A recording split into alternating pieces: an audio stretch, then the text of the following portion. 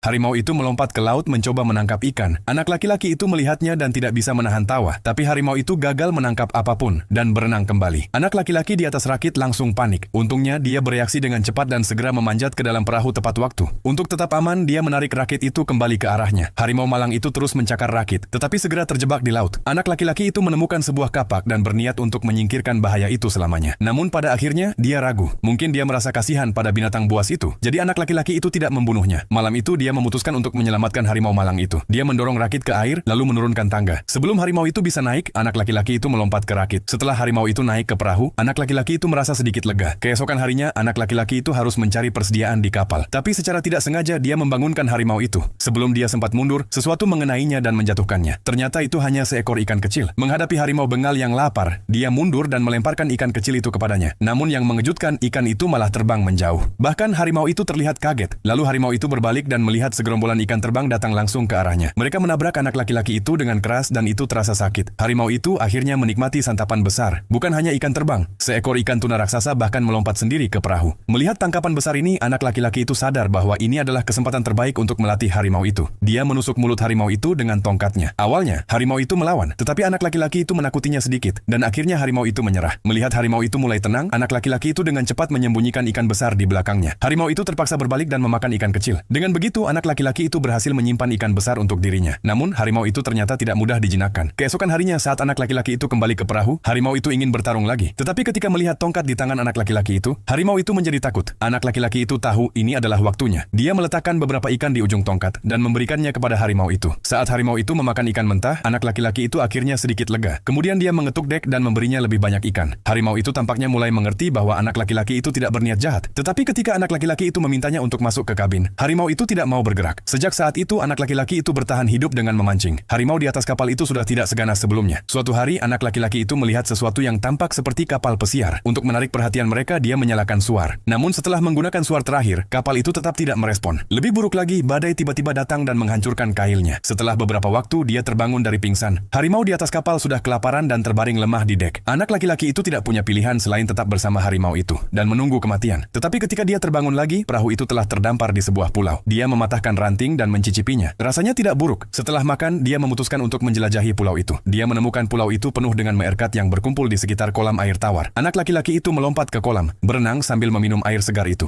Sementara itu, harimau itu tidak beristirahat.